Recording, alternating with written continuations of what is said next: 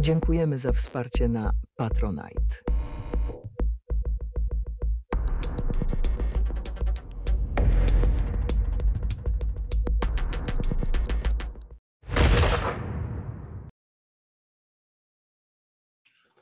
Kochani, witamy w 44. odcinku Amiga bez ściemy. No i robimy takie podsumowanie 2024 roku. No i oczywiście wraz ze mną, nie mogło go zabraknąć, mój przyjaciel, przedstaw się. Rafał Mufa-Chyła, no a drugim podsumowującym jest... Remigiusz Remix Kolasa. Jedziemy!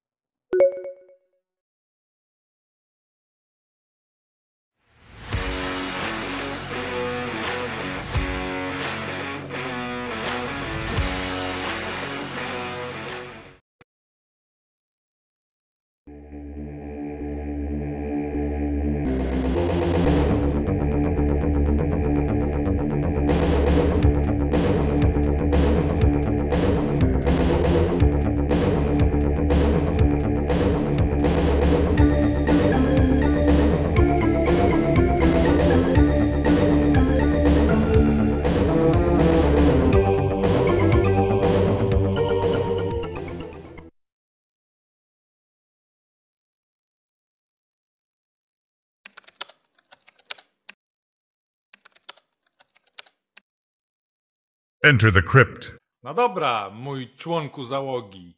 Wiem, że jesteś twardzielem, w którego żyłach zamiast krwi płynie lodowata krew. Czy jesteś gotów wejść do mrocznych jaskiń roku 2024? Yes, I am. W takim razie zobaczmy, co kryje się na końcu tego korytarza.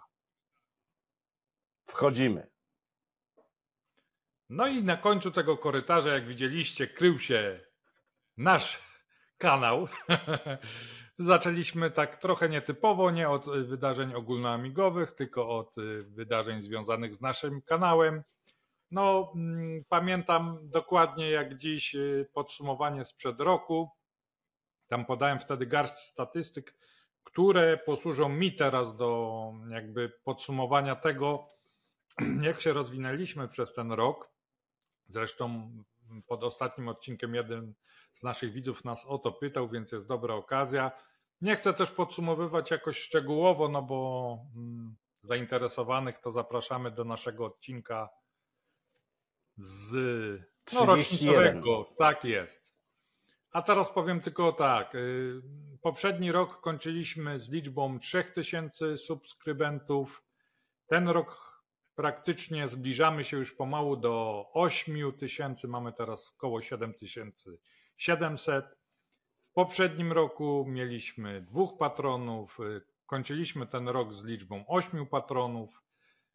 No i trzecia taka może cyfra, poprzedni rok nasz rekordowy odcinek to było 8000 odsłon. W tym momencie nasz rekordowy odcinek to blisko 24 000 odsłon, czyli razy 3 niemalże, a ten poprzedni rekordowy odcinek nawet nie załapałby się do top 3.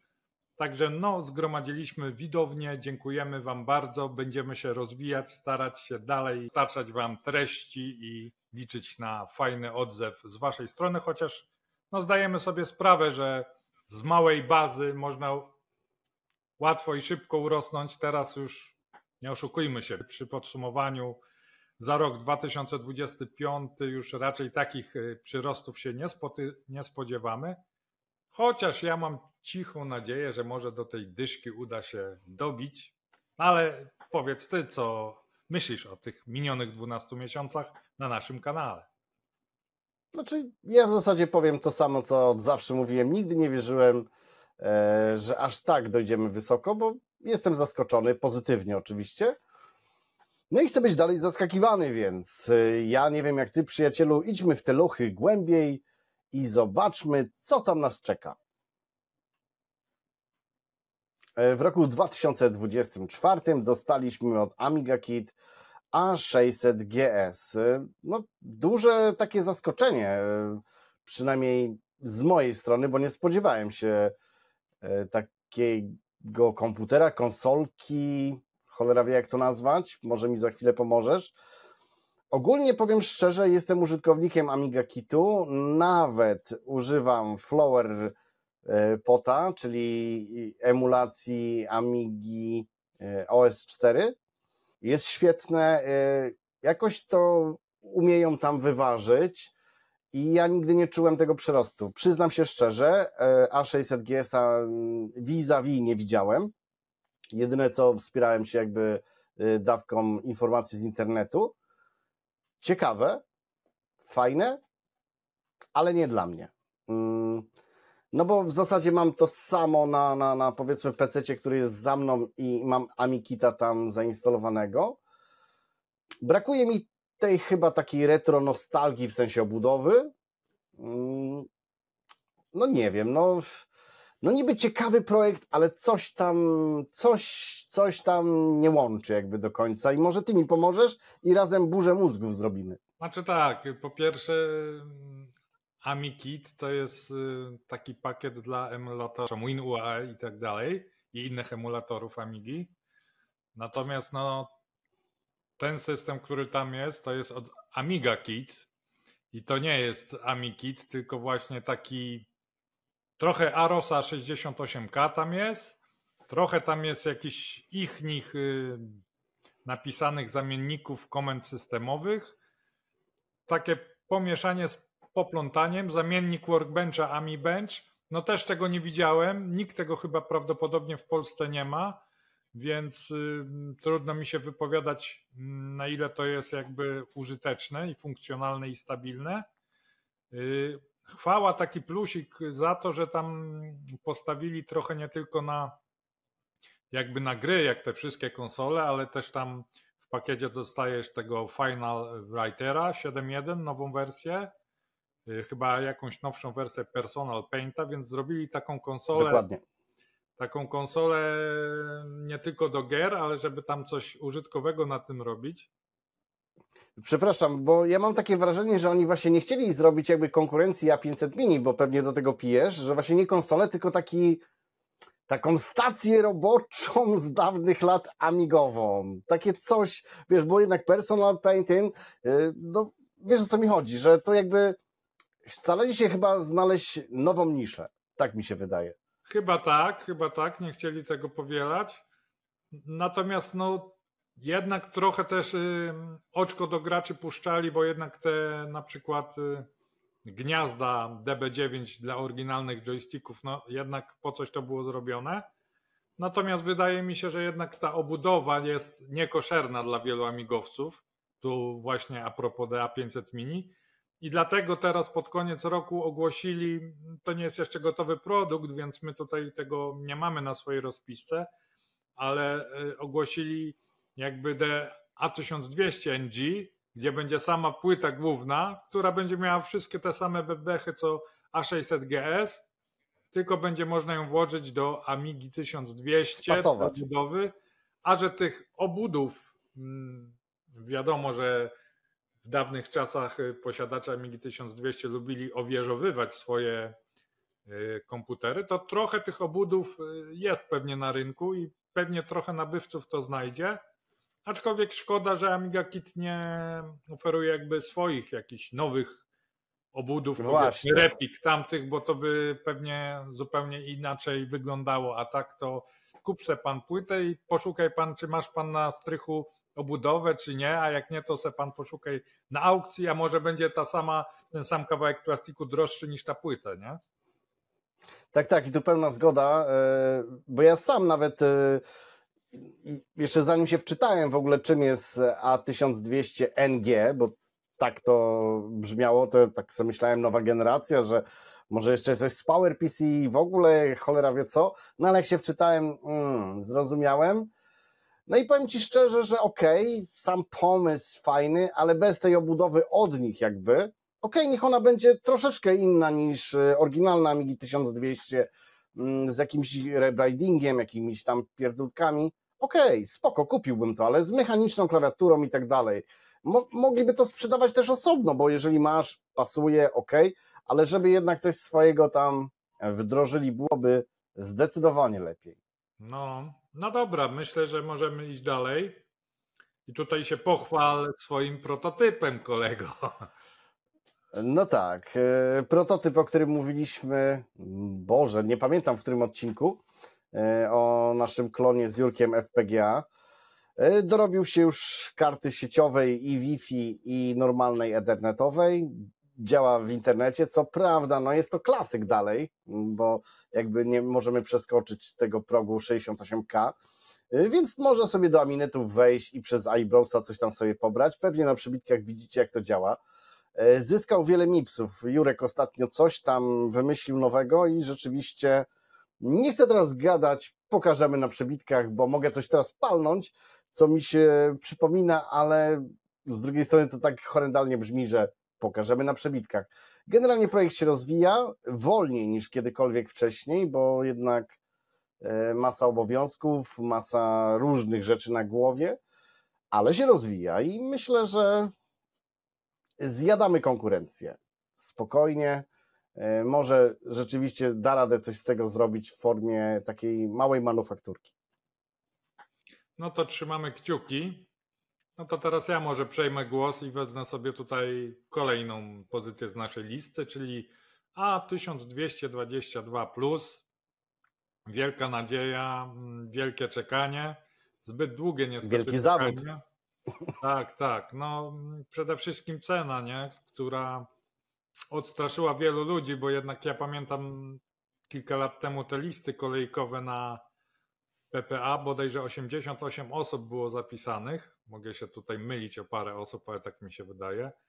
A dzisiaj trudno powiedzieć, ile jest osób w Polsce, którą tą maszynę posiada. Na pewno jeden z naszych forumowiczów ją posiada i tutaj no, nigdy nie lubię wychodzić przed szereg, bo dopóki czegoś fizycznie nie mam i nie nagram, to nie lubię niczego tam zapowiadać, ale tym razem zrobię wyjątek, powiem, że prawdopodobnie w momencie, gdy wy będziecie, drodzy widzowie, oglądać ten materiał, to ten tabor będzie już u mnie na testach, więc szykujcie się na mega ciekawy odcinek.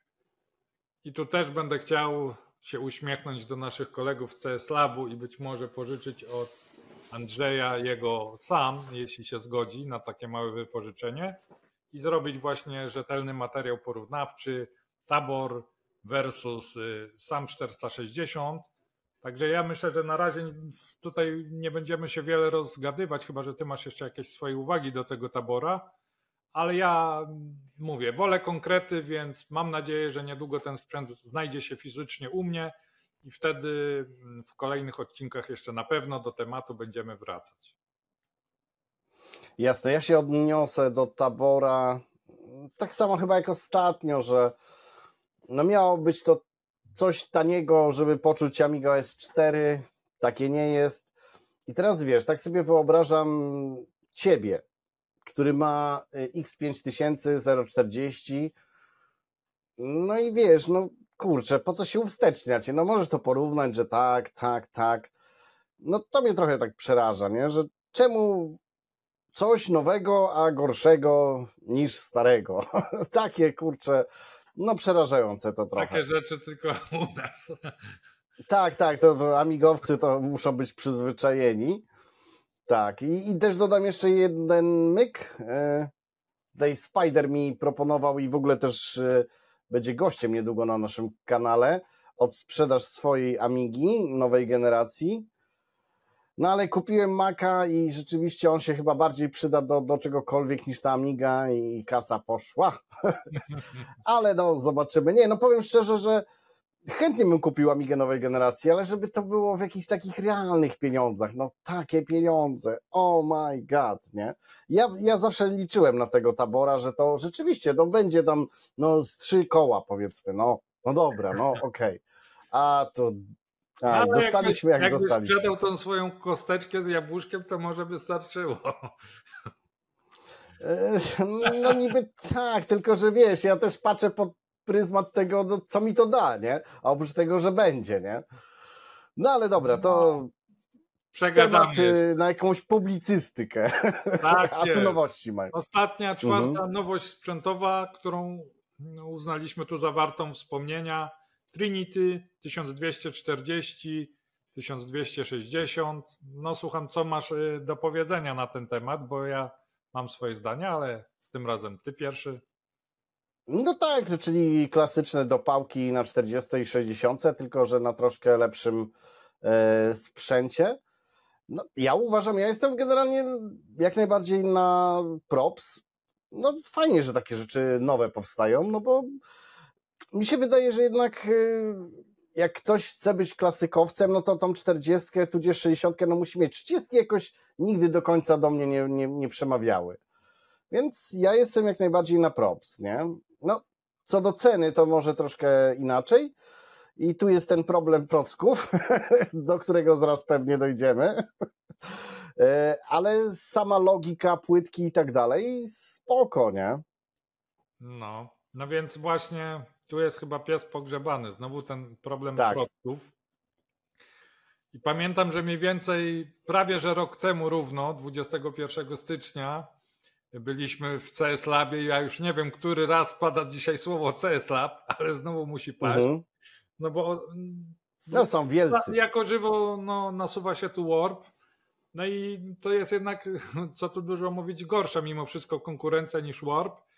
I zdecydowanie. No i według mnie jedyne, czym mogliby zachęcić klienta, żeby trochę gdzieś tam naszych rodaków podskubać, to gdzieś te procesory jednak dostarczać. A tak, jak masz sobie kupić kartę i zdobyć procesor, no to nie wiem, czy warto tam wydawać te 350 funtów, jeszcze czekać w preorderze, bo to chyba jeszcze nie ruszyło.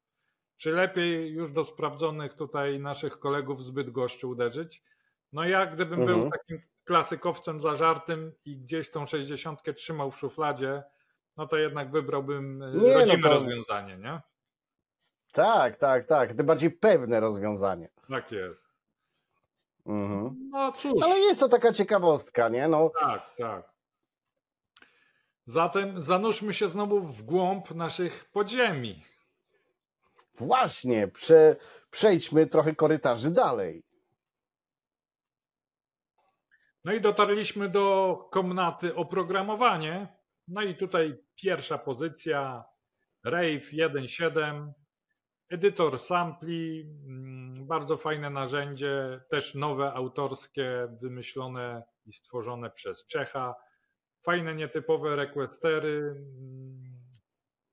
Pożyteczne narzędzie oczywiście to nie jest Combine klasy tam Audacity na PC-ta, nie ma tych wszystkich filtrów i tak dalej, ale do cięcia, do jakiejś prostej obróbki jak najbardziej korzystałem. Prawdopodobnie też parę rzeczy było zrobione nawet pod kątem tutaj naszych filmów na Amiga bez ściemy.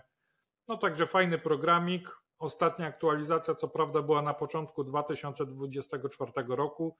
Mam nadzieję, że autor nie zaprzestał rozwoju i w 2025 roku zobaczymy nowe wersje. No i czy ty masz tutaj coś do dodania? Tak, no bawiłem się tym na tak zwanym Flowerpocie, czyli na emulacji Amiga OS 4 pod PC-tem. No i niestety nie udało mi się tego programu odpalić. Ściągnąłem aktualizację tą Enhancer, tą darmową, o której ty mi wcześniej wspomniałeś. Do tej płaty nie mam dostępu, no i niestety program nie ruszał, więc ja tutaj nic od siebie nie dodam. No ale fajnie, że się rozwija.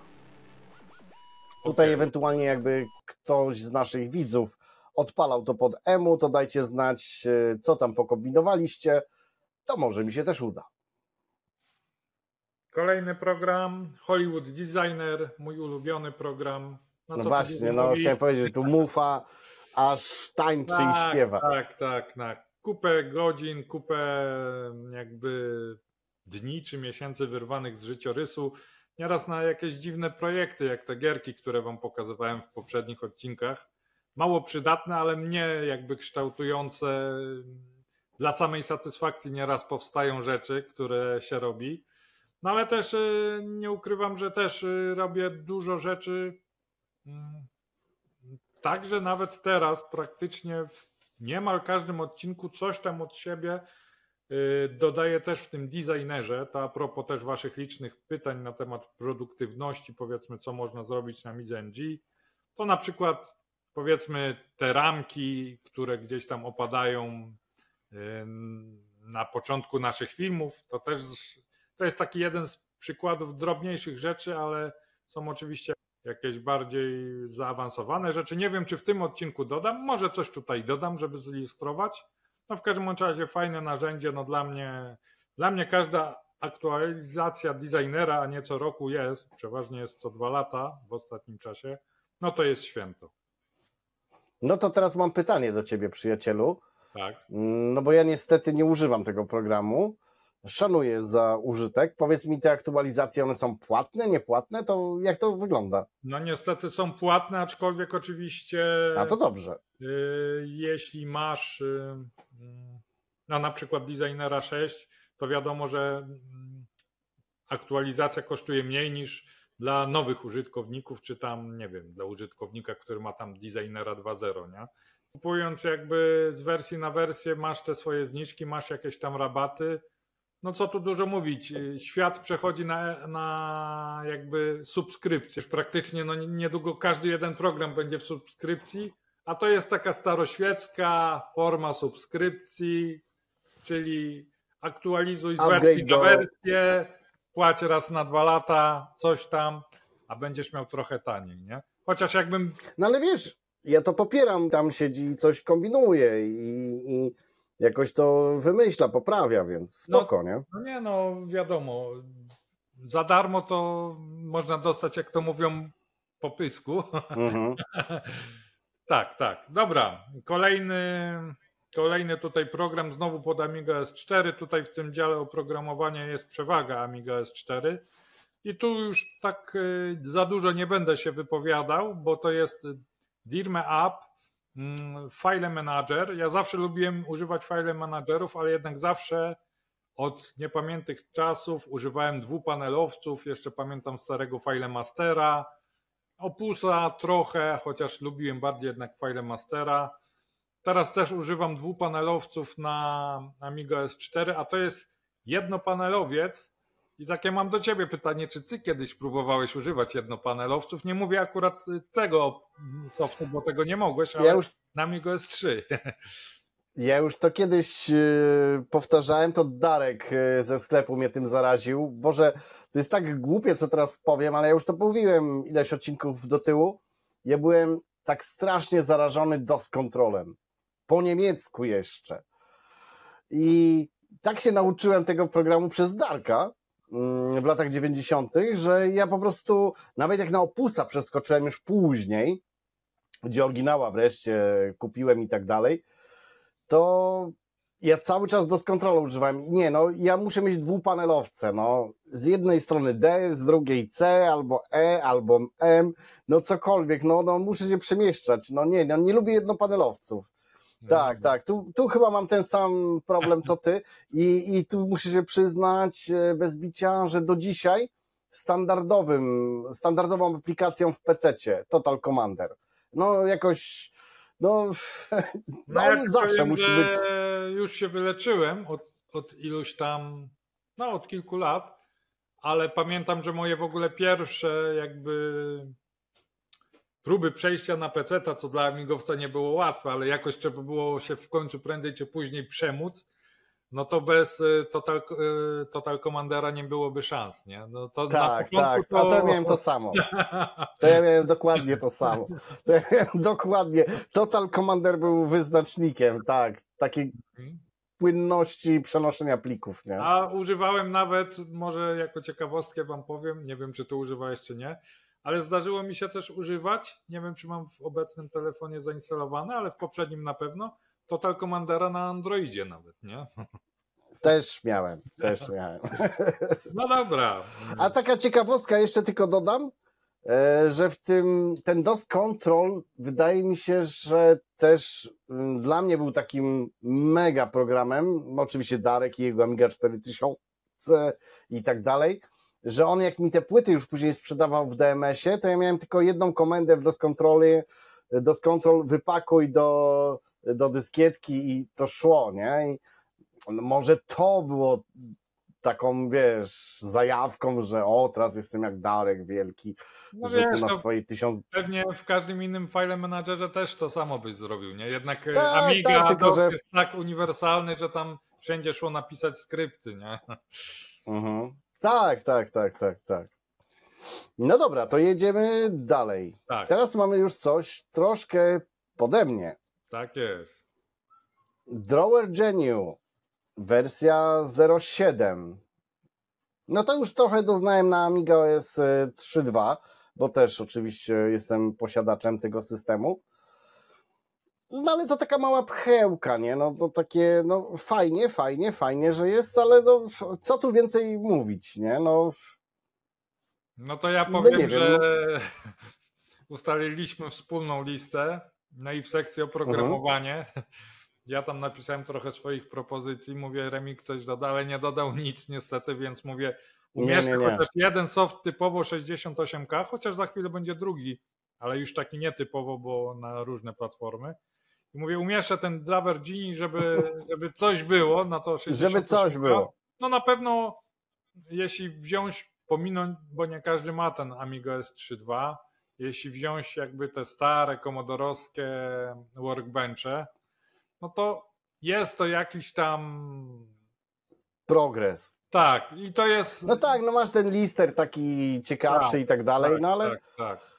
I wiesz, no to jest też nawiązanie trochę, bo mi się wydaje, że w tych 90 latach, to już kiedyś rozmawialiśmy, że były fajne gry, tam Foundation, On Escape i tak dalej, że dzisiaj jakby no nie można jeszcze do tego poziomu dobić trochę, przynajmniej jeśli chodzi o skalę tych wielkich megaprodukcji, ale też drugą gałęzią, która była w tych latach 90., to było to upiększanie blatu, te MCP, Oj, tak. te wszystkie różne rzeczy, ulepszanie systemu w nieskończoność.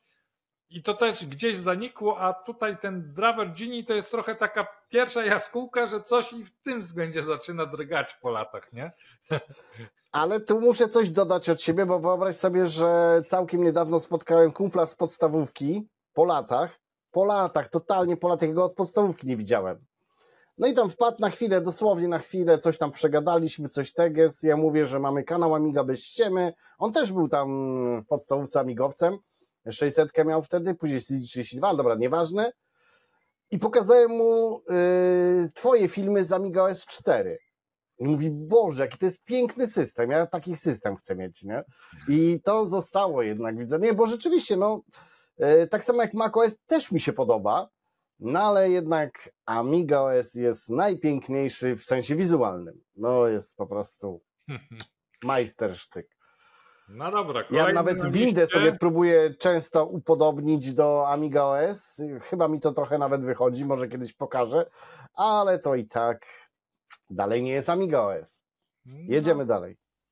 Tak jest. Amiga GPT 2.1, czyli znowu wracamy do tego, co już mówiliśmy w zeszłym roku, że AI wkrada się pod strzechy, nawet pod strzechy amigowców. Tutaj zmiana jest taka, że z interfejsu Reaction, a propos właśnie jakby co jest piękne, co jest ładniejsze, co nie. No jedni, jak mówiłem, lubią gruszki, drudzy śliwki, jedni lubią mój, drudzy Reaction, aczkolwiek tendencje zazwyczaj były takie, na przykład, nie wiem, Amiga AMP i tak dalej, że gdzieś tam soft typowo taki pod Amiga OS 4 przechodził z mój na Reaction. Tu jest odwrotnie.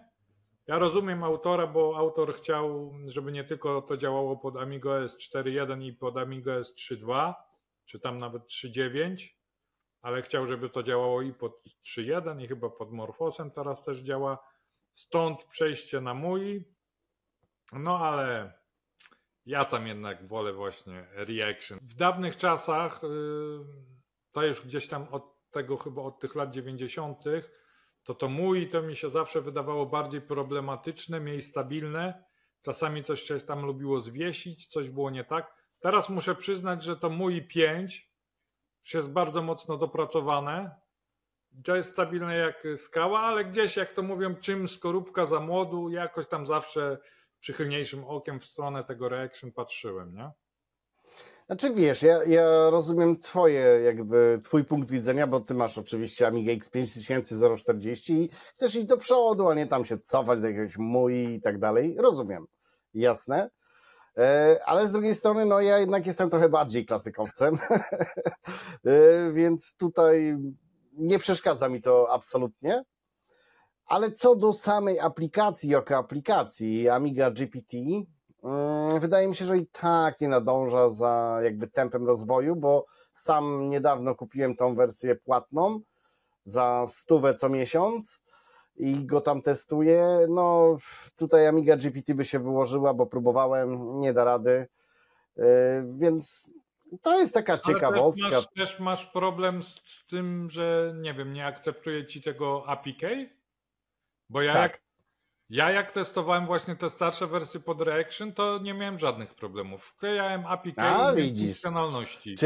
Czyli jednak masz tutaj swój wkład. No tak, no czyli może masz rację, że tak, bo u mnie tego nie brało jakby, no. Chociaż to mówię też, to było, gdy ostatni raz testowałem latem, to była wersja 1 i coś. No mówię, być może coś się teraz zmieniło w samym jakby OpenAI, że te APK jest jakby, nie wiem, zaszyfrowane. Tak. Coś może, no trudno powiedzieć, no aczkolwiek no autor trzeba przyznać, że rozwija to dosyć tego naszego czata GPT dosyć często, bo to jest 5, 6, 7 aktualizacji w roku, więc być może nie skreśla jeszcze tego, może jakąś poprawkę zrobi tutaj, bo no, ja mam zupełnie inne doświadczenia, nie? Znaczy pełen szacun, że mu się chce. Pełen szacun. Tak. Ostatni na naszej liście tutaj ciekawego oprogramowania jest arkusz kalkulacyjny Ignition. Też miał kilka aktualizacji. Ostatnia wersja to jest 1.30. I tu znowu, drodzy nasi widzowie, którzy właśnie niekiedy pytacie nas o produktywność tego softu, to taka ciekawostka zza kulis, że jakby księgowość, za dużo to powiedziane, no ale mamy tych kilku patronów, jakieś tam parę groszy z YouTube'a, mamy jakieś wydatki, no i gdzieś trzeba to rozliczać, ile jesteśmy na minusie, ile jesteśmy czasami na plusie, więc oczywiście skoro kanał amigowy, to postanowiłem robić to właśnie na Ignition i właśnie raporty w Ignition oczywiście wyeksportowane do PDF-a, żeby Remix sobie mógł odczytać na naszym dysku te raporty. To jest właśnie robione w Ignition, także to tyle na temat produktywności. Fajny programik do takich naszych małych zadań sprawdza się znakomicie. A powiedz mi, bo ja kompletnie go nie znam, przyznaję się bez bicia, czy on dużo przeskoczył tego, powiedzmy, odpowiednika Excela w dawnych latach? TurboCalca? Tak. No przede wszystkim ma wtyczki, oczywiście też nie w 100% doskonałe, no ale jednak ma wtyczki pozwalające na odczyt formatu LibreOffice i Microsoft Office, nie? Może brać z Excela, może brać właśnie z otwartoźródłowego konkurenta pliki i może też zapisywać. Jak mówię, nie wszystko tam działa, ale coś tam odczytasz, a największą wadą TurboCalca było to, że w zasadzie poruszałeś się tylko i wyłącznie w zamkniętym świecie Amigi, nie? Tutaj masz wtyczki Tak. Gadał sam ze sobą. Tak, tutaj masz wtyczki do tych popularnych jakby formatów i to jest chyba jego największą siłą. No i cały czas się rozwija, ja tam też nie chcę robić z siebie jakiegoś wielkiego księgowego, czy kogoś, kto jest tutaj ekspertem od arkuszy kalkulacyjnych i używa nie wiadomo jak zaawansowanych opcji, więc też no tu musiałby się ktoś wypowiedzieć, kto więcej i mocniej używał TurboCalca w dawnych czasach. Być może Adam Zalepa mógłby coś tu powiedzieć, gdyby jeszcze działał w naszym środowisku. No ale mówię, taka pierwsza, najważniejsza zaleta, która rzuci się w oczy każdemu, to są wtyczki do współczesnych formatów, nie? Chociaż oczywiście dysponuje swoim natywnym formatem też. Okej. To co, lecimy dalej przez Lochy. Tunel lochów, tak jest. Idziemy, dreptamy sobie. Śmiertelnicy. Klątwa zamiany miejsc przed wami. No i zobacz, przyjacielu, gdzie żeśmy doszli. Gry i emulacja. SNES 9X. Jak już to nieraz mówiłem i nieraz pewnie jeszcze powiem, z wszystkich emulatorów, wszystkich platform dla mnie najmilszy, najbardziej dopracowany, najwygodniejszy emulator. No i też nie ukrywajmy, te gry na SNES-a to też Amiga była świetna, ale chyba jeśli chodzi o platformy 2D, to trzeba uczciwie powiedzieć, że chyba SNES to jednak ta platforma numer 1. Z bólem serca mówię to jako amigowiec, ale niestety tak było. Akurat teraz ja bardzo rzadko cokolwiek kupuję w preorderze. Prawie nigdy tego nie robię, ale akurat teraz za tydzień wychodzi remake Donkey Kong Country na Switcha i nie mogłem sobie jakby odmówić przyjemności z zakupu tej gry, bo jednak no, mam dużo wspomnień właśnie z klasykiem, ale oczywiście nikt wtedy SNES-a nie miał w tych latach 90. No bo NES-y były jakieś tam pirackie kartridże na tych targach, rynkach, ale SNES to już była za wysoka półka, tutaj tego się już nie piraciło, nikogo nie było wtedy na to stać, więc całe moje jakby wspomnienia właśnie z Donkey Kong Country to są w sumie wspomnienia z graniem w to na Amidze, nawet ze 2 czy 3 lata temu tu na Amidze NG się dosyć dobrze zawzięłem i powiedziałem, że przejdę tą grę na emulacji, co jak wiesz, już kiedyś rozmawialiśmy, ja na emulacji praktycznie niczego nie przechodzę, bo nie ma tego czegoś Tak. na oryginalnym sprzęcie, ale tam już chyba przeszedłem z 80% gry i coś namotałem i save'y sobie skasowałem i mówię, nie, od nowa nie zaczynam. Ale nie wiem, czy chcesz coś dodać, pewnie nie, bo nie używasz tego, ale może proszę bardzo. Znaczy, wiesz co, ogólnie na temat emulatorów, bo to jest taka ciekawostka, bo sam używam na przykład emulacji PS2 na PC-cie regularnie i co chwilę ściągam jakieś aktualizacje. Co prawda wracam chyba do 5 gier na krzyż i one już jakby od początku działały, nie? I tak czasem się zastanawiam, po co te aktualizacje? To jest taka ciekawostka, bo o ile ty na przykład, nie wiem, zagrałbyś tam, nie wiem, w Lion Kinga na SNESie czy coś, czy ja w Mortal Kombat Shaolin Monks na PSX2, no to te gry chodzą i chodziły wcześniej. I po co te aktualizacje, nie? I pewnie są gracze, którzy mają gry, które mają bugi i to gdzieś je naprawia. Inaczej, sprecyzuję pytanie i już ci daję odpowiedź, bo widzę, że się zgłaszasz. Czy poczułeś zmiany po aktualizacji? O. Tak, właśnie tutaj zapraszam też do filmu na moim kanale, który puściłem w ubiegłym roku. Pewnie będzie link w opisie. Bo właśnie tutaj poczułem, i to też szczegółowo prezentuję na tym filmie właśnie na moim kanale Mufa. To było coś takiego właśnie. Emulacja poszła na tyle daleko, że postanowiono zaemulować coś, co nigdy nie istniało fizycznie. Bo jak wiadomo, czyli te chipy. SNES, jak wiadomo, miał mieć napęd CD, który miało zrobić Sony, potem powstało PlayStation. Każdy, kto się interesuje konsolami, zna tę historię.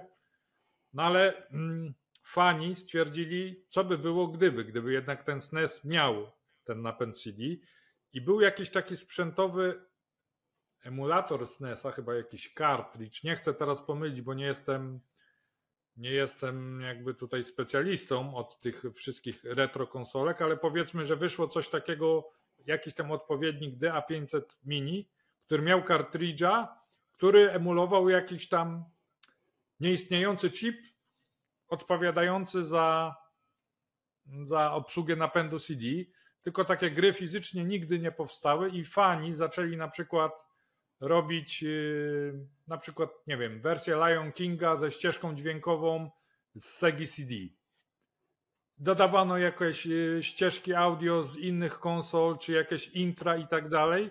I właśnie ta aktualizacja tegoroczna daje nam właśnie możliwość pogrania w gry właśnie z rozszerzoną ścieżką dźwiękową. Ja to doskonale pokazuję właśnie w tym filmie, bo pokazuję oryginał, jaki był na tym 4-megabajtowym kartridżu dla SNES-a, plus tam na przykład tą samą wersję, którą teraz można sobie ściągnąć, która waży, nie wiem, 100 mega, ileś tam pojemności tych kartridży, no bo emuluje wirtualną płytę, taką przerobioną grę i właśnie tak, właśnie tutaj w przeciwieństwie do wielu innych emulatorów, gdzie jak mówisz są jakieś poprawki błędów, poprawki kompatybilności, być może stabilności, to akurat w przypadku tym ewidentnie no, coś nowego dostaliśmy, nie?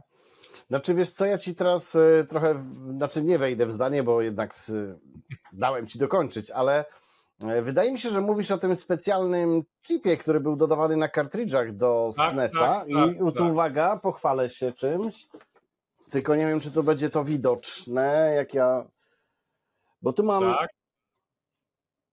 EverDrive, czyli oczywiście możesz sobie wrzucić kartę SD z ROMami, ale tu właśnie nie wiem, czy widać DSP tak zwane.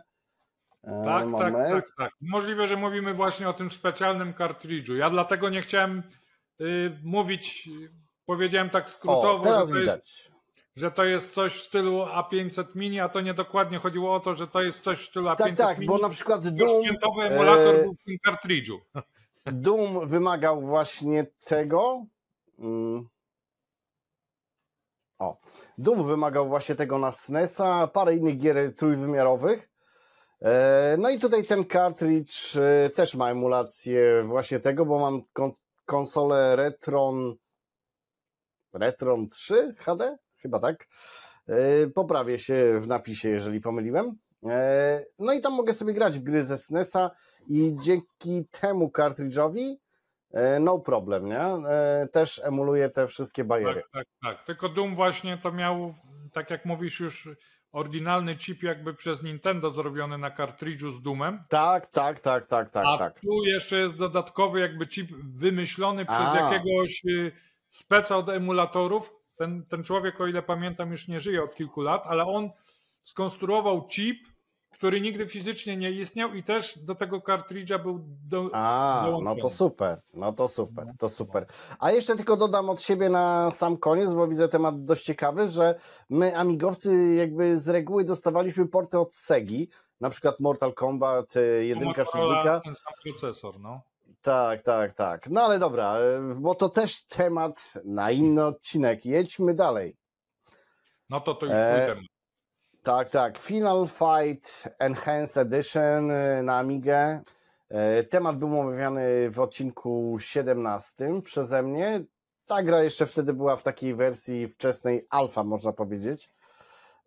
W ogóle taka ciekawostka, autor to zrobił dla samego siebie i nie wiem, żeby pokazać, że da radę. No ale fani poszli za ciosem, wymusili, żeby jednak to bardziej sportować. Taka ciekawostka, gra wymaga 2 mega chipu i pół mega fastu, co w naszym amigowym świadku jest dość dziwne, no bo pół mega fastu, 2 mega chipu.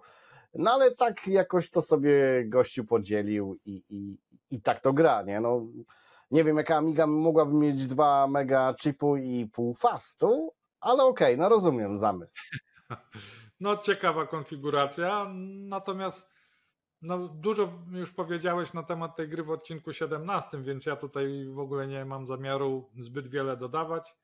Poza tym, co chyba wszyscy wiedzą, że stara, oryginalna wersja Final Fight nie była zbyt udanym portem. No, umówmy się, że to był krap, ten oficjalny. Okej, kolejna rzecz, nie wiem czy grałeś w ogóle, Ami Hero. Zazdrościłem zawsze 8-bitowcom, nie wiem, ta gra jakoś zawsze lubiłem tą grę, no i zazdrościłem atarowcom posiadania tej gry, więc tym bardziej się ucieszyłem, że na klasyka możemy to dostać i to w coś takiej fajnej, koszernej wersji moim zdaniem. Fajnie to wygląda, fajnie działa. Ja widziałem gameplaye, oczywiście fanem Hero, czy tam HERO, bo to tam był skrót przedzielony kropkami. Byłem oczywiście na Atari, jedna z moich ulubionych gier na Atari, lubiłem w to grać jak najbardziej. No ja mam pewne, no rozumiem tak, ktoś nie miał Atari, ktoś zazdrościł, tak jak ty i jest to w trochę lepszej oprawie graficznej. Mam nadzieję, że nie jest zepsuta jakby grywalność, że fizyka i wszystko zostało zachowane.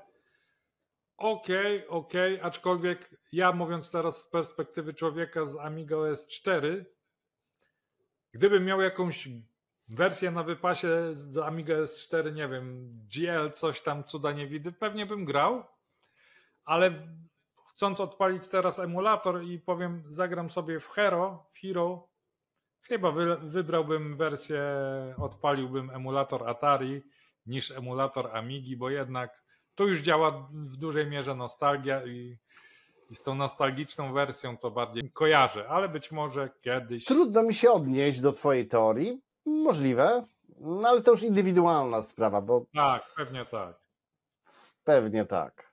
Chociaż jeszcze muszę przyznać, że dlatego chorowałem na tą grę nie tyle, że widziałem u kumpli, którzy mieli Atari, tylko że w tych czasopismach Quell, takich grubych, widziałem tą grę i no i to poszło samo. No jestem ciekaw, czy tam są levele oddane 1:1, czy są różnice. No trochę mnie ta gra ciekawi, mimo że mówię, że pewnie wolałbym wersję atarową, ale być może mówię to na wyrost, bo nie grałem, widziałem tylko gameplaye, nie grałem wersję amigową.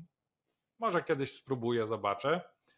No tutaj już mój temat. Twój temat. Znowu mogę odesłać do jednego z moich filmów na moim prywatnym kanale zeszłorocznych, czyli recenzji Heretica 2.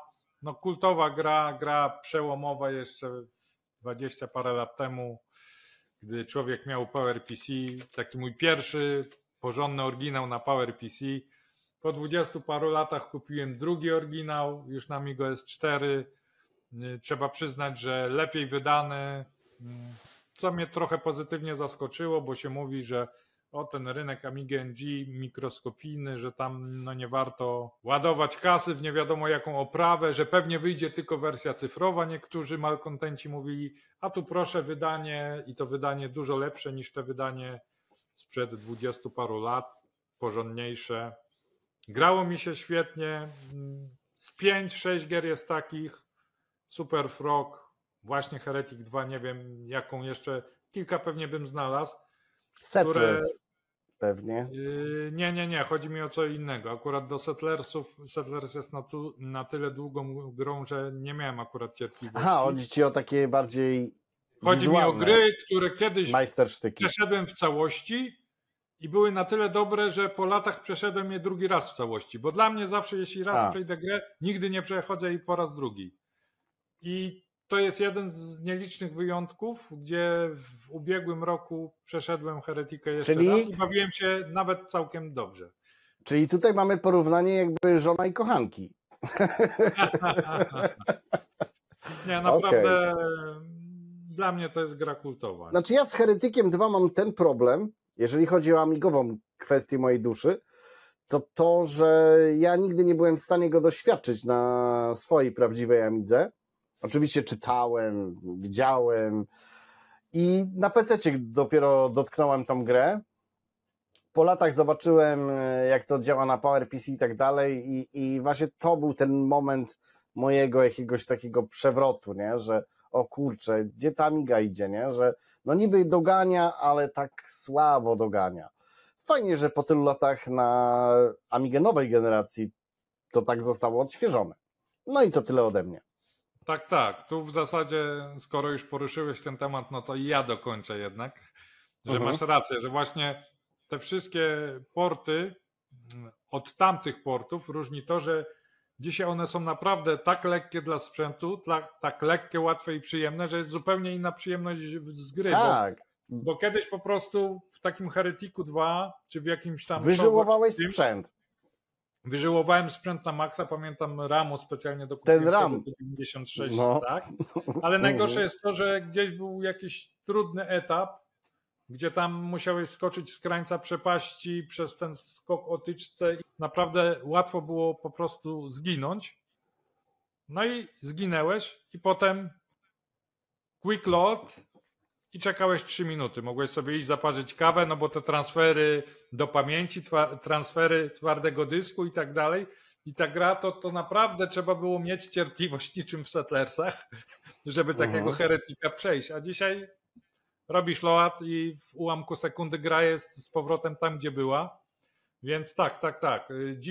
Dzisiaj naprawdę to jest lekkie, łatwe i przyjemne, a wtedy tak jak mówisz, chcieliśmy dogonić peceta, ale to było takie już naprawdę Okej, bo gier mamy tutaj dużo, to jest nasz największy dział, więc teraz tony i tu znowu jakby uśmiech w kierunku ery 8-bit i tu chyba autorzy trochę inspirowali się znowu kultową grą z Atari, czyli Montezuma Revenge, takie mam tutaj. Ja mam zdanie. dokładnie te same, to dokładnie to samo. Aczkolwiek o ile w przypadku Amihero z pewną taką dozą zrozumienia przyjęłem tą grę, to tu już jednak nie. Ja uważam, róbmy konwersję w stylu 8-bit, ale niech to ma kolory, niech to wygląda jak na Amidze, a niech to nie wygląda jak... Kurde, pełna zgoda. I tutaj pełna zgoda. Głos. Pełna zgoda. Powiem szczerze, że wspominam o tej grze, bo to jest nowość w 2024 roku. Ominęłem szerokim łukiem celowo. Te czarno-białe, wszystko, nie, jakoś, pełna zgoda z tobą, fajnie, że jest, ale ja nic więcej od siebie chyba nie dodam, wybaczcie mi. Aczkolwiek ja w takim razie jeszcze coś dodam, że gdzieś tam na forum PPA gdzieś tam mignął mi apel autora Tonego, że szuka grafika uzdolnionego i chce zrobić wersję na Amigi 1200 już kolorową w 256 kolorach, żeby to wyglądało tak, jak powinno wyglądać. No i wtedy tak. Także trzymamy kciuki. No to wtedy tak. Kolejna gra to jest Gorki 17. Dla Amiga S4 była tylko aktualizacja, bo ta gra wyszła już 10 lat temu. Też zresztą przeszła w całości. Jedna z lepszych polskich gier według mnie. I to jeszcze ja mówię nawet na tamte czasy, tą końcówkę lat 90. i pecety. Ale właśnie jestem cały czas ciekawy pod kątem tego prototypa, czy wreszcie sprawdziłeś tego Gorkiego, czy on działa i jak działa. Bo podobno na Pistormach to jeszcze, ale na Warpach i tak dalej jest niegrywalny, nie? Jest jak najbardziej grywalny. Super. Naprawdę super to działa. Co prawda demo tylko pobrałem, bo tam była opcja dema. Zamienić pliki i tak dalej. Ale tak, na prototypie działa idealnie. No to super, to bardzo fajnie. Kolejna gra i tu znowu muszę niezbyt pochlebną opinię wystawić, czyli Elektroman w sprzedaży. Ja pamiętam te stare czasy tej jeszcze świetności Amigi, kiedy z pogardą się trochę, z pobłażaniem w kierunku tych pecetowców z tymi 286 czy tam XT patrzało i te elektrobody, to była taka ich flagowa platformówka, a tutaj pokazywałeś im Super Froga czy coś i no właśnie. I się zastanawiam, czy jest sens teraz przenosić takie rzeczy. Amiga miała moim zdaniem nie. Historię. Zwłaszcza, że powiem jeszcze coś, że jak ktoś bardzo chciał się z tym zapoznać, to na takiej Amidze 1200 z PC Taskiem, oczywiście tam może nie na gołej, ale pamiętam, że ja byłem w stanie w to zagrać na Amidze 68K, bo to miało tak niskie wymagania, jedna z nielicznych gier, co na PC Tasku mogłeś pograć, więc myślę, że amigowcy, nawet ci, którzy wtedy nie mieli PC-ta, to znali. Rozumiem, że gościu pewnie dla własnej satysfakcji, ale pewnie nie tylko, skoro sprzedaje, to zrobił, ale ja nie kupię. Ja też. I tu pełna zgoda, ja może nawet jeszcze podkręcę trochę ten temat. Dla mnie to jest jakby na plucie, nie? Na Amigę, no bo no kurde, my przegoniliśmy peceta w tamtych latach, a teraz dostajemy jakiegoś Energik. Pozdrawiamy cię serdecznie, byłeś u nas na kanale. Pozdrawiamy. Energik zrobił odcinek tam już jakiś dawny czas temu o właśnie elektrobody. I on tak wspominał to z takim fajnym sentymentem i fajnie mi się nawet ten film oglądało jego. Ale jak patrzyłem na tą grę, to pękałem ze śmiechu, że no my graliśmy w takie super hity na Amidze, a on tam tym takim kurde Robocopem niby i to, no nie, no w ogóle co to jest, nie? No nie, no dla mnie to... Ale to był ten odcinek z cyklu Zagrajmy w Krapa, czy... Nie, jakieś tam wspominki, jakieś pogadajmy, coś takiego.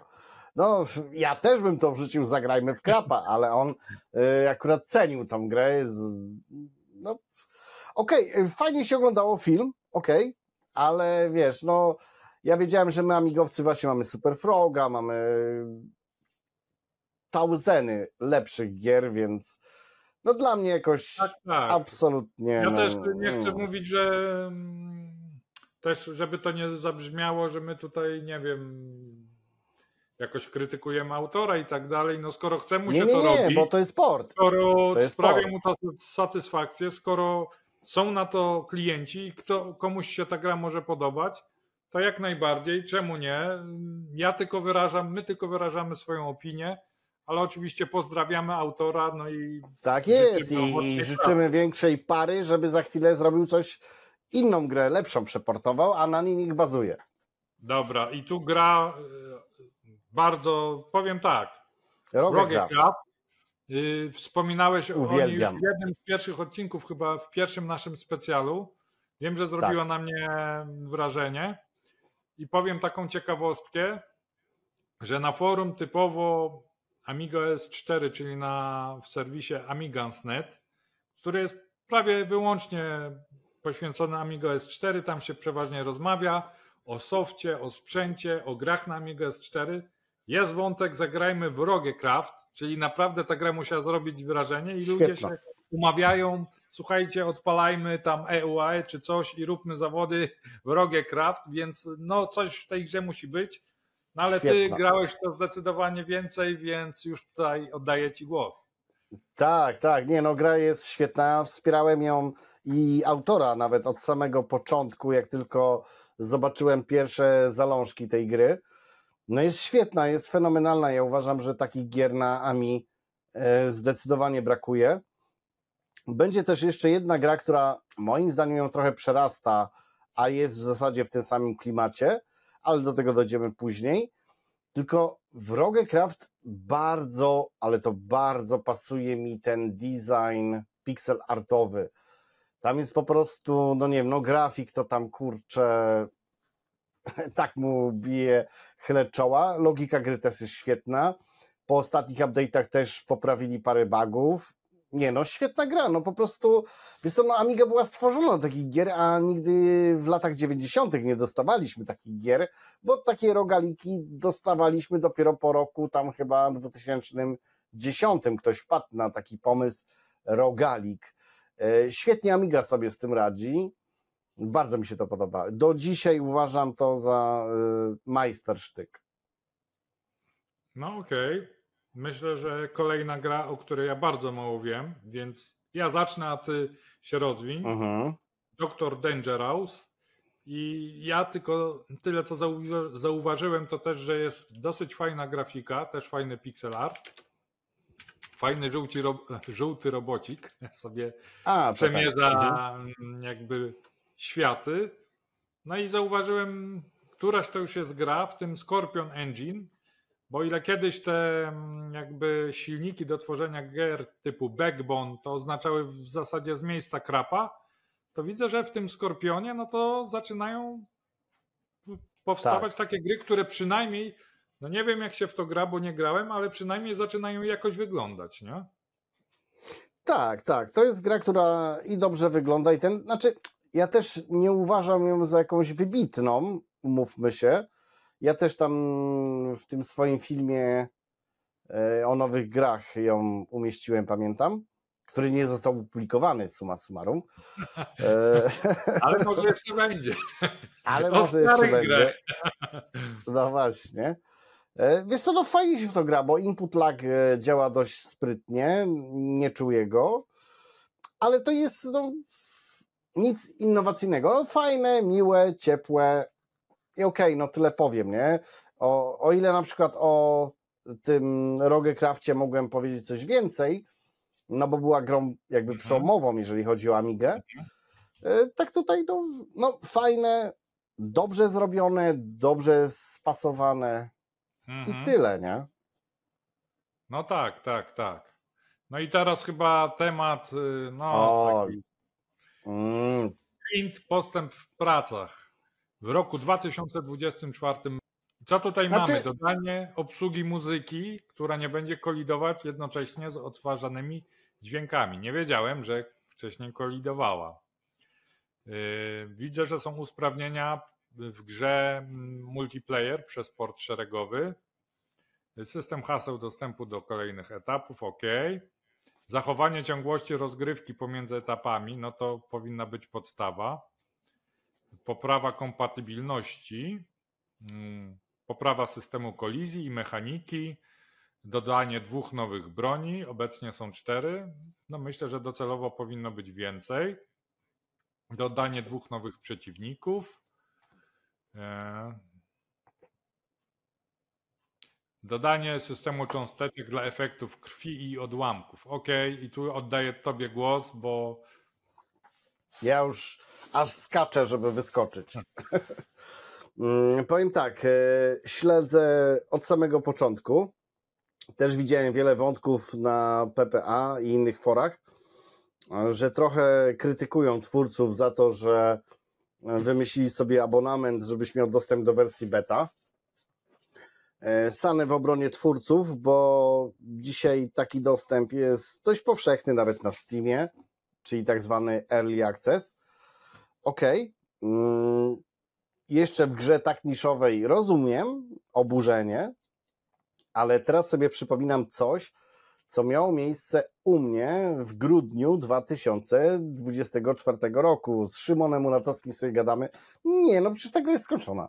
A za chwilę Remik mówi, ty, ale może zmieńmy jeszcze te sprite'y, a może jeszcze zróbmy to. No dobra, to weź mi podeślij. I za chwilę, o kurde, ty, ale ta gra zupełnie inaczej wygląda, zupełnie inaczej działa. O kurde, no dobra, no to jeszcze miesiąc. No to dobra, to jeszcze miesiąc. No jaki problem, nie? Przecież nikt nas nie goni.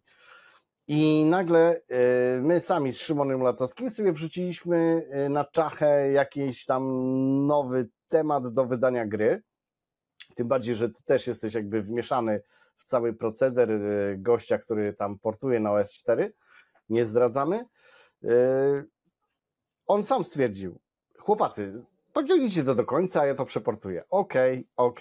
I ja nagle zrozumiałem, jak taki prosty projekt, który był jakby przeniesieniem 1:1, tylko tam jakieś małe korekty i tak dalej, nagle ja zacząłem wymyślać, a tu bronię zróbmy tak, może ja nagram siebie z nożem i to też wstawimy i w ogóle i ten cały projekt się rozrósł. Teraz mówię oczywiście o Ubeku. tak I jest. rozumiem chłopaków, którzy pewnie wykupili, bo nie wierzę, żeby ten Altair oddał im ten kod tak po prostu za free, więc pewnie grindują. No, ja rozumiem, no okej, no spotykają się, robią, pracują, tu graficy, jak ty mówisz, dodali 2 nowe potwory, to trzeba zanimować, to trzeba zrobić, to jest czas.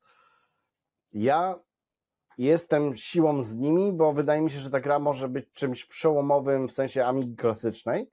Okej, na Amigę NG to pewnie ciekawostka, ale jednak to będzie taki pstryczek w nos dla dawnych lat, jak mówili, że Duma na Amigę nie da zrobić. Oczywiście my wiemy, że to jest Wolsztyn na sterydach, bo już to obgadywaliśmy 100 razy, ale mimo wszystko ta gra jest świetna. Naprawdę, bo demko ogrywałem. Wow, no czapki z głów. No, A teraz oddaję tobie głos. ja tylko może uzupełniając to, co mówisz, to też trzeba prawdopodobnie założyć, że ci goście nie tylko poświęcają swój wolny czas, ale bardzo prawdopodobne, że korzystają z narzędzi, za które sami muszą płacić jakiś abonament do tworzenia tej gry. Tak, No bo nie oszukujmy też tak się, uważam. my teraz nagrywamy na Riverside, chociaż obiecałem, że zmienimy platformę, no ale daliśmy tej platformie jeszcze ostatnią szansę i to jest płatne. Dzisiaj większość narzędzi jest płatne. Program, w którym będziesz montował ten film, kolejny abonament do płacenia. Gdzie się nie obejrzysz, płacisz. Trzeba założyć, że ci graficy i koderzy, muzycy być może wspierają się narzędziami, które są płatne. No więc nie dziwota, że chcą jakieś fundusze na to pozyskać, bo skoro inwestują swój cenny, wolny czas, który mogliby na przykład spędzić w korporacji, kosząc pewnie grubszy hajs, no to chociaż nie chcą jakby inwestować swoich pieniędzy, tylko chcą to jakoś tam sfinansować. No Oczywiście. Co do UBK, to trzymam kciuki.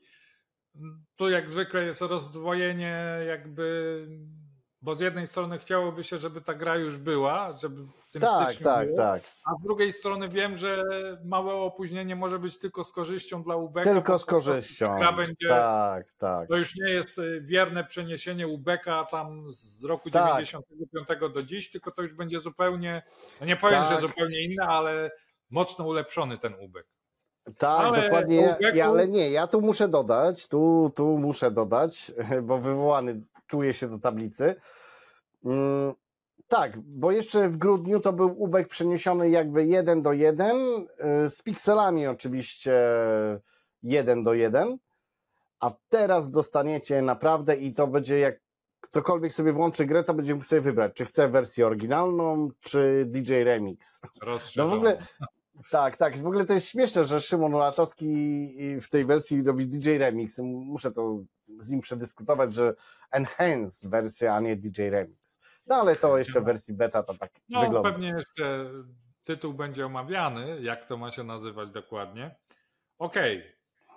Musimy przyspieszyć, bo no już bo to jeszcze jesteśmy w polu, czyli Wipeout. Przepisany, też zremasterowany dla Amiga S4. Ja już to w swoim podsumowaniu roku na blogu mówiłem, że jeśli chodzi o gry open source, choć tutaj ten open source to jest taki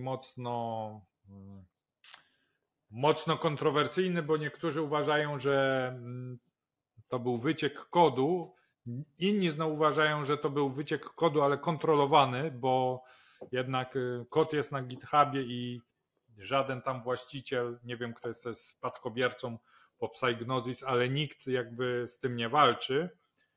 Ale wracając do sedna, fajna gra, nie tak grywalna moim zdaniem jak ten stary Wipeout 2097, ale to być może też sentyment, inne czasy, te lata 90. może człowiek też miał inne podejście. Wtedy to była nowość, grafika opatrzczana, to jednak jest już podejście, owszem, zremasterowane, ale starej gry, blisko 30-letniej, więc też jest pewnie inne podejście, ale grało mi się fajnie. W porównaniu do tych innych portów, takich wolnoźródłowych z tego roku na Amiga S4 typu Carmageddon, którego nigdy nie lubiłem, no to jest dla mnie największa perełka taka z tych właśnie darmowych. Nie wiem, czy ty grałeś w Wipeouta, zapewne na PC, jeśli już, ale nie, ty chyba nie. Nie, na PSX-ie grałem, omawialiśmy to w którymś tam odcinku, ale tutaj nic od siebie nie dodam, no bo to mają być takie newsy, podsumowanie tego, co było w 2024 dla Amigi, więc lecimy dalej. Tutaj nic od siebie nie dodam, niestety. Ami Robo i tutaj bym powiedział podobne przemyślenia. Podobne, no właśnie, jak z tym. Ami Hero, owszem, piękne wspomnienia z Atari, ale dokładnie mamy to samo, aż się sam zapowietrzyłem i nie wiedziałem, co mam powiedzieć. Chylę czoła ku autorowi, ale no tyle, nie? Okej. No zresztą ty miałeś wtedy, na C64 było Robo? Też chyba zrobili konwersję, nie? Nie grałem na C64. Być może była, ale ja nie grałem. Na szczęście miałem już chyba Amigę. Dobra. Super Star Blast i tutaj nowość dosłownie wczoraj puściłem film, znaczy wczoraj, wy będziecie to oglądać pewnie po tygodniu, więc to nie będzie tak aż wczoraj, ale 9, tak? 9 czy 8 stycznia wypuściłem film 9. na temat tej gry, moją mini recenzję. Mówię, gierka niepozorna, aczkolwiek no niepozorna jest tylko z pozoru. Taka gra słów, bo jak się naprawdę wejdzie, pogra, to jest trochę, mówię, trochę zręcznościówka, a trochę strategia, bo to drzewko rozwoju statku kosmicznego no ma tutaj znaczenie. Ja powiem tyle, że kończyłem ten film wczoraj ze słowami, że jestem na początku, że dopiero mam tam 35 poziom zaliczony, ale już tak umiejętnie wyekspiłem swój pojazd, swój statek kosmiczny, że dosłownie w godzinę po zakończeniu filmu byłem już na poziomie 55 i gra się naprawdę teraz bardzo fajnie, bardzo mnie to wciągnęło. Nie wiem, czy będę miał w ten weekend tyle czasu, no ale mam ambicję, żeby tą grę skończyć. I tu uwaga, niespodzianka, Remik też w to grał, więc oddaję mu głos. Tak.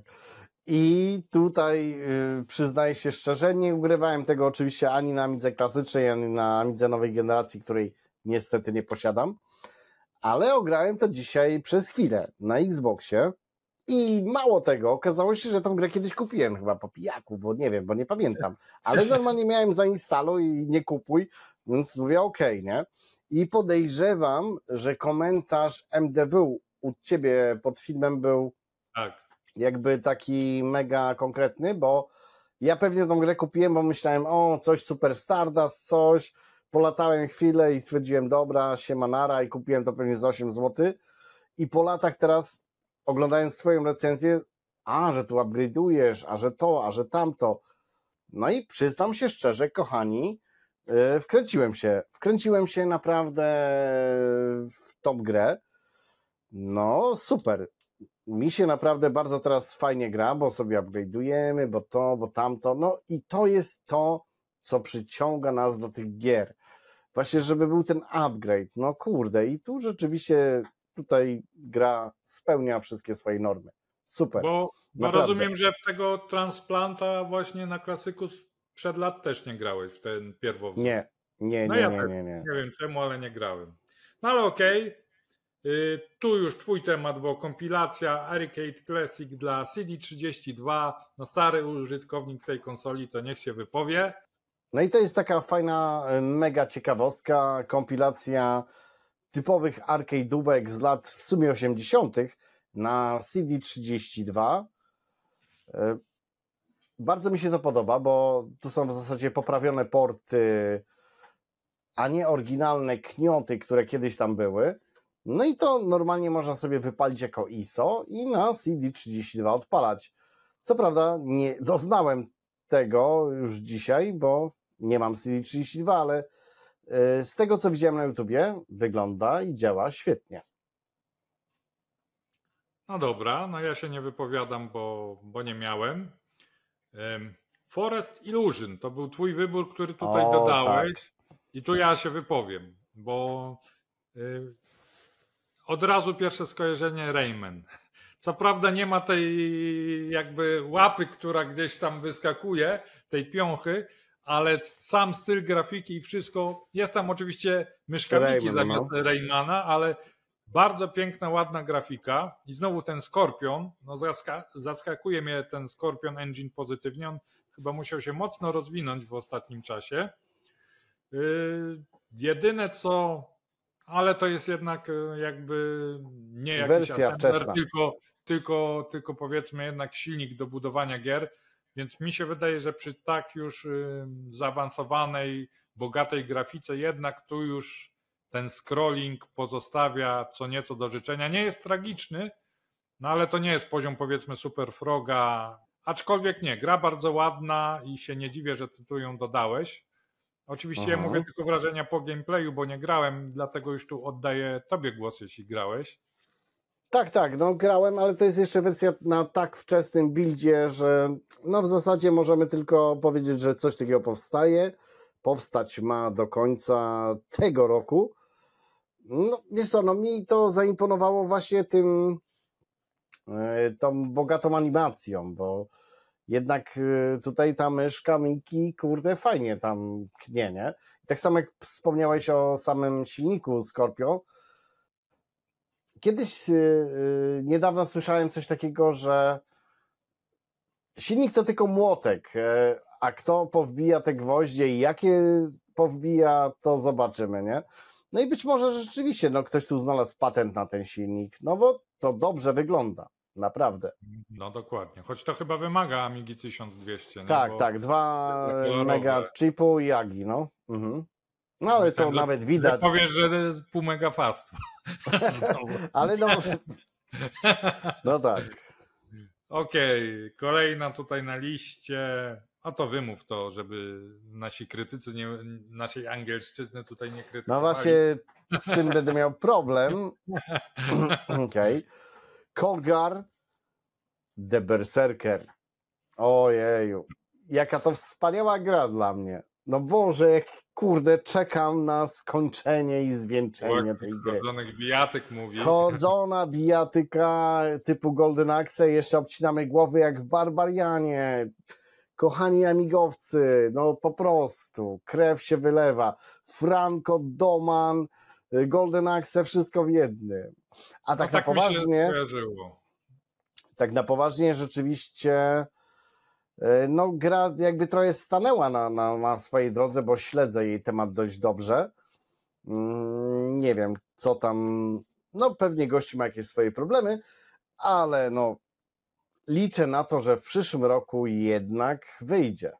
Nie wiem, czy ty widziałeś gameplay? Tak. Widziałem gameplay. No ale ty nie lubisz chodzonych Nie bijatyk. lubię, no też mi się skojarzyło właśnie z Barbarianem, z Domanem. Mówię, te klimaty, no nie moje klimaty, więc wiedziałem, że ja tu oddam tobie głos. I to taka ostatnia, trzecia rzecz, którą też dopisałeś, The Deep. I tu ja powiem coś, co ty już powiedziałeś na początku. Ty to powiedziałeś przy okazji edytora muzycznego Rave, że próbowałeś odpalać to na klasyku, ale ci nie poszło. No to ja doczytałem gdzieś, że ten The Deep działa też na kartach graficznych, więc spróbowałem to odpalić dla odmiany na mojej X5000, ale niestety też nie poszło, więc wiem, że to jest jakaś eksploracja chyba podwodnych światów, ale jako, że nie grałem, to znowu oddam tutaj tobie głos. Wydaje mi się, że to jest na tyle świetna gra, już pomijam Amigę jako Amigę, to jest świetna gra jako gra. I jestem w szoku, że ludzie tworząc tą grę poszli w Amigę.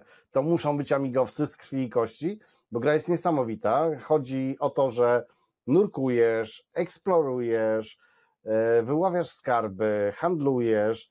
Wow, jaka dobra gierka, nie? I ona jest tak innowacyjna, a jest na Amigę. To nie jest port, to jest gra. Wow, no chylę czoła i za grafikę, i za wszystko w zasadzie, bo ta gra jest po prostu świetna. Ale to jest na jakimś silniku, czy już assembler tu jest? Tu jest assembler. Assembler. Jest i na Amiga OS 4, o ile dobrze kojarzę, i na pewno na klasyka. Znaczy na Amiga OS 4 chyba nie ma, jest jakaś wersja na Vampira z kartami graficznymi, ale właśnie jak powiedziałem, próbowałem ją odpalać, ale się niestety nie odpaliła. No, jak mówisz, że jest taka świetna, no to życzyłbym sobie, jest żeby była świetna. na Amiga OS 4, bo skoro może być naprawdę, to jest ciekawostka. No, jest ciekawostka, nie? I chętnie bym nawet na Xboxie ją ograł, nie? No bo jest dobrą grą po prostu. No to super. A to już jest skończone, czy to też jeszcze jest... Nie, niestety w powijakach. Tam jest jeden level taki, który możesz skończyć, no i koniec. Okay. No ale zajawka jest dobra. No dobra, to co, wchodzimy dalej w mrok lochów. No i kochani, kolejny zakręt w naszym lochu. Prasa. Oh my god. Amiga Extreme, specjalny numer magazynu PSX Extreme. Tak, i tutaj myślę, że nie będziemy zbyt długo omawiać tematu, bo Bardzo szczegółowo omówiłem to w naszym odcinku specjalnym. Konkretnie odsyłam Was do odcinka 30. Tam też omówiłem nasze czasopismo rodzime, znaczy Amiga Extreme też jest rodzime, ale te Amiga Friendship numer 4 to jest takie mniej biznesowe, powiedziałbym bardziej nawet charytatywne, społeczne i chyba mimo wszystko trochę ciekawsze, może nie aż tak opasłe jak Amiga Extreme.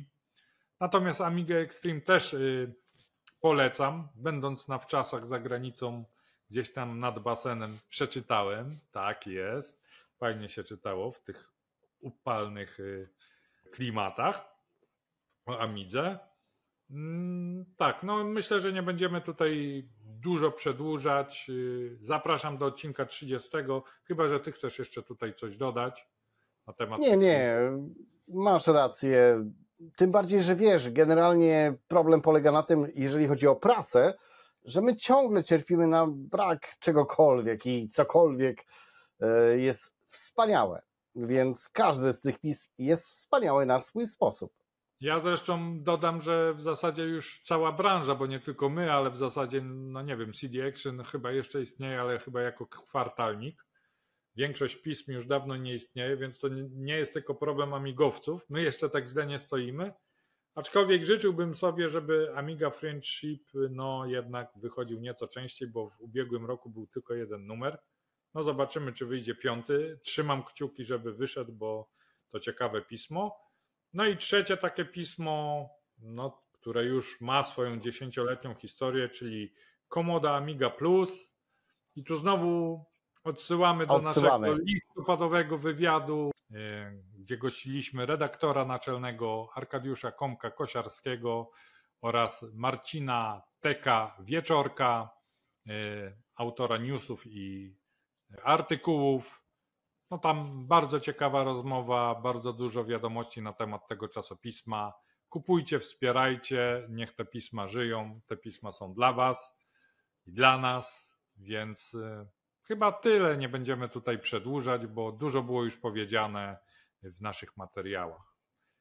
Tak Głąbmy się w mroki naszego labiryntu. Lecimy w głąb labiryntu. I oh my god, pozostałe wydarzenia. No tu mamy kilka wydarzeń, których nie sklasyfikowaliśmy jakby do konkretnej kategorii. Pierwsza, Vesalia powoli wycofuje się z rynku. No sklep zacny, sklep, nie wiem, z kilkudziesięcioletnią historią, który funkcjonował chyba nieprzerwanie od czasów świetności Amigi do teraz. No mało jest takich sklepów, chociaż ja nie wiem, czy ja cokolwiek tam kupiłem, mówiąc szczerze, nie pamiętam już. Wiem, że oni handlowali Amigami NG swego czasu, no wszystkim, co się dało. Ale grami też handlowali. Tak, grami też, ale czy ja coś kupowałem w Vesali? Być może, aczkolwiek pewny nie jestem. No moja hipoteza jest taka, że skoro ten sklep działał już tak długo, to być może tutaj względy jakby wiekowe grały rolę i być może po prostu właściciel stwierdził, że czas udać się na emeryturę. No trudno mi powiedzieć, co stało za tym, że nagle się zamknął. No szkoda, bo no na pewno to jest kawał historii.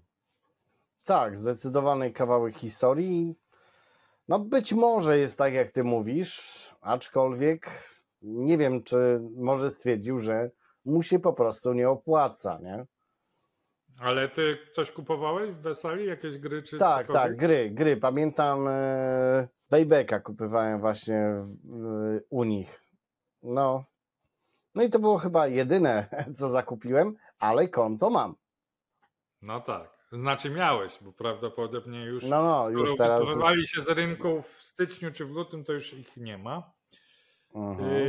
Teraz coś z kręgu Amiga S4, czyli duża aktualizacja strony intuitionbase.com i ten adres też chyba damy w opisie, albo przynajmniej damy tutaj na przebitce, bo wszyscy kochani, którzy interesujecie się Amiga S4, którzy rozważacie zakup lub po prostu jesteście ciekawi, strona obowiązkowa, tam jest dużo artykułów, dużo informacji na temat kompatybilności, kompatybilnego sprzętu, opisy różnych modeli Amig, jeszcze tych starych, nieprodukowanych, tych Amig One XE.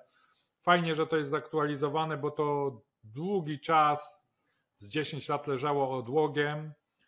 Ostatnio ktoś się za to zabrał, trochę jakby zaktualizował informacje, więc jeśli ktoś celuje, interesuje się, rozważa, to oprócz oczywiście swojego bloga i swojego forum amigaone.pl, no i międzynarodowego Amigans.net, to zdecydowanie polecam odwiedzić stronę intuitionbaza.com. Naprawdę warto. Polish Amiga Floppy Preservation Group, czyli archeolodzy, którzy gdzieś tam odkopują polskie produkcje na dyskietkach, mało znane. A to jest fajne, super.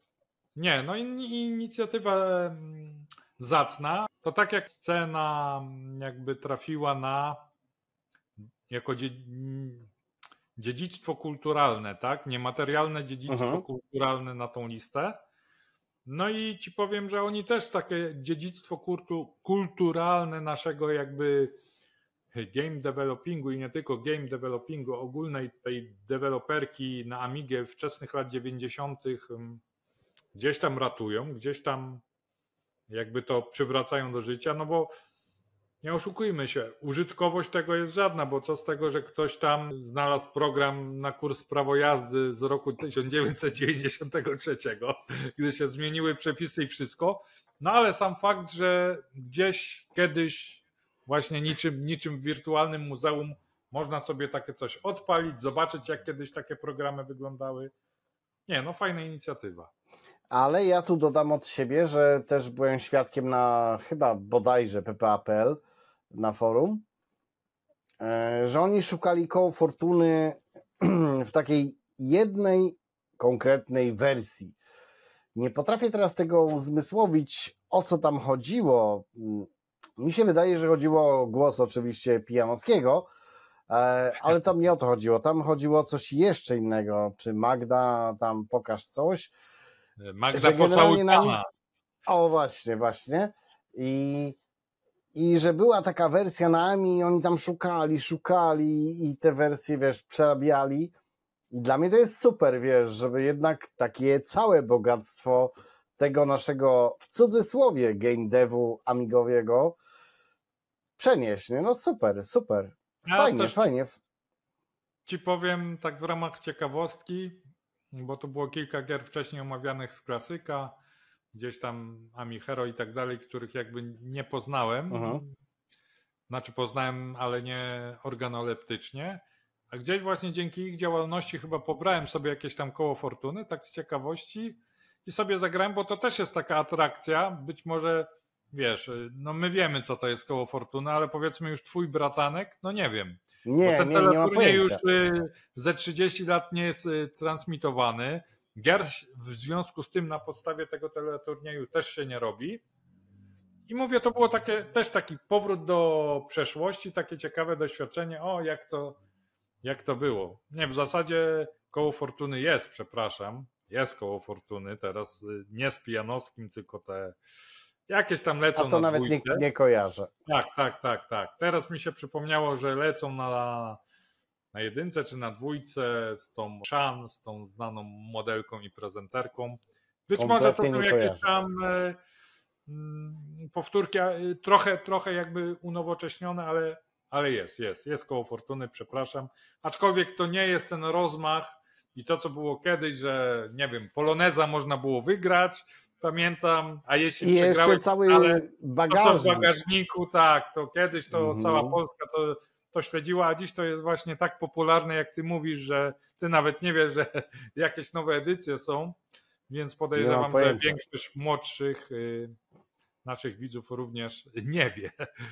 Dobra, przedostatni temat, który też już zresztą omawialiśmy, więc ja myślę, że również zaprosimy do jednego z wcześniejszych odcinków, czyli Retrosfera. Ja tylko mogę powiedzieć tyle, że spodziewajcie się nas na początku września. Myślę, że będziemy tam obowiązkowo, bo wspomnienia mamy miłe, no i musimy tam po prostu być. Tak. No, najlepsza Retro impreza, nie? No super. I ja już tylko dodam, że odzywają się do mnie ludzie gdzieś tam z Wrocławia, nawet posiadacze Amigi NG, żeby się spotkać, więc no zobaczymy, jak czas pozwoli, czy czas mi pozwoli jeszcze odbijać gdzieś tam kawałek dalej, ale ja wszystkich was i też i MDW, naszego widza stałego, który nie mógł przyjechać ostatnio, zaplanujcie sobie ten pierwszy weekend września w kalendarzu, spotkajmy się tam wszyscy, usiądźmy Tak się, jest. napijmy się piwa może, czy po prostu pogadajmy o Amidze. Naprawdę nie będziecie zawiedzieni, bo no impreza świetna. Ostatni, niestety niezbyt fajny temat. Smutny. Czyli zmarł Martin Brown, współwłaściciel Team 17. No i co tu dużo mówić, no stworzył firmę legendę, prawdopodobnie najbardziej zasłużoną firmę tworzącą gry dla Amigi. Oczywiście dzisiaj dla Amigi nie tworzą gier, ale chcę przy tej okazji przypomnieć, że ich dziedzictwo, nawet to amigowe, jeszcze wciąż żyje. I to żyje nie tylko wspomnieniami, ale też o dziwo nowościami, bo 31 Tak. stycznia będzie nowa edycja gry Worms Director's Cut, w którą też graliśmy w jednym z poprzednich odcinków. No i myślę, że jak ją dorwiemy, to też zrobimy jakiś odcinek Tak. z recenzji tej odświeżonej wersji. No a tutaj szkoda Martina, szkoda tych wszystkich amigowców, ale niestety czas biegnie nieubłagalnie. To już jest ponad 30 lat po upadku Commodore. Ci wszyscy ludzie, którzy kiedyś byli w kwiecie wieku, no dzisiaj są no już w wieku poważnym i niestety będzie nas coraz mniej. Trzeba sobie z tego zdawać sprawę. No ale cóż, nie chciałbym też kończyć przygnębiającym akcentem, więc powiem tyle. Ich produkcje żyją nadal i nadal nas cieszą, a nawet jak mówię w przypadku Wormsów, być może będą nas cieszyć w zupełnie nowej, odświeżonej wersji. Dobrnęliśmy do końca naszego labiryntu, już widać światełko, wychodzimy na powierzchnię, widzimy się w następnym odcinku. Dziękujemy za to, że byliście z nami przez te 1,5 roku, bądźcie przez kolejny rok, a my obiecujemy dostarczać wam coraz lepszych i coraz ciekawszych treści. Trzymajcie się, na razie, cześć. Hejo.